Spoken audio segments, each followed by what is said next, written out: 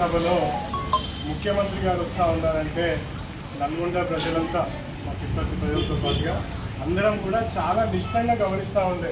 ముఖ్యమంత్రి వస్తూ ఉన్నాడు, ఒక మంత్రి ముఖ్యమంత్రిని పట్టుకొస్తూ ఉన్నాడు, ఏమి ఇప్పిస్తాడో ఏం చేస్తాడో, ఐటీ టవర్ని పునరుద్ధరిస్తాడో లేకపోతే మేము ఇచ్చిన ఫండ్స్ ఏమన్నా పాత ఫండ్స్ ఉంటుందో అట్లా ఏమన్నా ఖర్చు పెట్టిస్తాడో చాలా శ్రద్ధగా గమనిస్తుండే. ఆ గమనిస్తున్న తరుణంలో కొన్ని ప్రశ్నలు నిన్న సాయంత్రం 6 నుంచి కూడా ప్రజలందరికీ కొన్ని ప్రశ్నలు ఉన్నాయి. ఈ మీడియా ద్వారా నేను ప్రభుత్వాన్ని లోకల్ నాయకత్వాన్ని ప్రశ్నించదలుచుకున్నాను. ప్రజలు ఏమనుకుంటున్నారంటే హ్యామ్ రోడ్లను తీసుకొస్తూ ఉన్నారు. హ్యామ్ రోడ్లు ఏంది? దీర్ఘకాలిక రుణభారం. నువ్వేమని చెప్పొచ్చినావు రేవంత్ రెడ్డి? మీరు ఒకసారి గమనిస్తే 2023కు ముందు ప్రభుత్వం అప్పులు చేస్తూ ఉన్నది, డబ్బులు ఎక్కడి నుంచి తీసుకొస్తారు, రీపేమెంట్ ఎలా చేయాలి అనే ప్రశ్నలు ఎదుగుతూ ఉంది. నీకు ఓట్లు వేసింది ఎందుకు? అది ప్రశ్నిస్తున్నావు, నువ్వేమో చేస్తావని. కానీ నువ్వేం చేస్తున్నావు?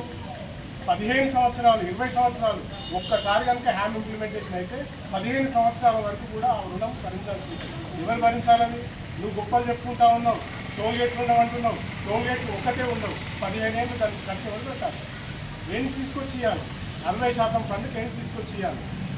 పీపీపీ ద్వారా కాకుండా ఈ హ్యామ్ ద్వారా అయితే మీరు ఆ ప్రాజెక్టు ఖర్చు ఫర్ ఎగ్జాంపుల్ 1 కిలోమీటర్కి 14 కిలోమీటర్లు 14 కోట్లు అయ్యేది ఉంటే నువ్వు దాన్ని 40% పెంచుతా ఉన్నావు. 21 కోట్లు దాన్ని వ్యయం చేసి దాని మీద రుణం తీసుకొస్తా ఉన్నావు. ఎవరి జేబులు నింపడానికి? ఏమన్నంటే మా నాయకుల మీద పోయి ఏమని తప్ప.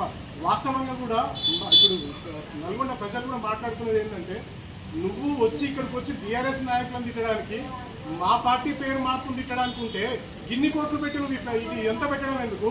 ఇంతమంది జనాలు సమీకరణ చేయడం ఎందుకు? నీ గాంధీ భవన్లో ప్రెస్ మీట్ పెట్టుకోవచ్చు కదా. నీ గాంధీ భవన్లో పెట్టుకొని నువ్వు మాట్లాడుతాడు వద్దంటున్నాడా? ఎందుకు డిస్టర్బ్ చేసినావు నేను నల్గొండ పబ్లిక్ని మొత్తం? అంటే నేను ఎన్ని వేల కోట్లు అప్పు చేస్తున్నానో అడ్వర్టైజ్ చేసుకుంటున్నావా? ఏం గమనించాలా దీన్ని ప్రజలు? నేను సూటిగా అడుగుతా ఉన్నా. దీనికి సమాధానం ఖచ్చితంగా ఎవరో ఒకరు చెప్పాలని కోరుకుంటా ఉన్నాను. ఎందుకంటే నేను 13,000 కోట్ల కొత్త అప్పు చేస్తున్నా, ఈ రాష్ట్రం నెత్తి మీద 13,000 కోట్ల భారం వేస్తున్నా. ఇది నేను 15 ఏళ్ళ వరకు దీన్ని మళ్ళొచ్చినోడు పే చేయాలని చెప్తానికి నువ్వు ఇవాళ సభ పెట్టినావా? దేనికి పెట్టినావు సభ? నీ ఎజెండా ఏంది? ఇంతవరకు ఎజెండా ఏమి ఇచ్చినావు? దానికి ఏం చెప్పడానికి వచ్చినారు మీరు? ఫస్ట్ రోజు నుంచి కూడా మీరు గెలిచినప్పటి నుంచి ఈ రోజు వరకు కూడా ఒక్క విషయంలో కూడా మీకు క్లారిటీ లేదు. ఒక్క మమ్మల్ని తిట్టడం తప్ప. ఏమన్నారు? జగదీశ్వర్ రెడ్డి గారు మిమ్మల్ని ఏమన్నారని నిన్న అంతంత మాట్లాడుతూ ఉన్నారు. అనొచ్చా? ఒక పర్సనల్గా దీన్ని పట్టుకొని ఆ మాటలు అనొచ్చా? మీరే అన్నారు కదా గతంలో 2023 డిసెంబర్ మీరే అన్నారు కదా, నన్ను ఇట్లా అంటున్నారు, నా కుటుంబాన్ని ఇట్లా అంటున్నారని. మరి నీకో న్యాయం ఇవాళ వీళ్ళకో న్యాయం ఉంటుందా? అయ్యాల 32 రూపాయలు కేసీఆర్ జేబులోకి పోతున్నాయి అన్నారు, ఇంకో మంత్రి జేబులోకి పోతున్నాయి అన్నారు. ఇవాళ ఎవరి జేబులోకి పోతా ఉన్నాయి? అట్లీస్ట్ యుద్ధం అవుతున్న తరుణంలో బ్యారెల్ క్రూడ్ పెరిగితే కూడా మీరు తగ్గించుకునే పరిస్థితి లేదు. కానీ ప్రభుత్వం, నువ్వేం ప్రభుత్వం నడిపిస్తున్నట్టు? నీ వీపు నువ్వు ఎందుకు చూసుకోలేకపోతా ఉన్నావు?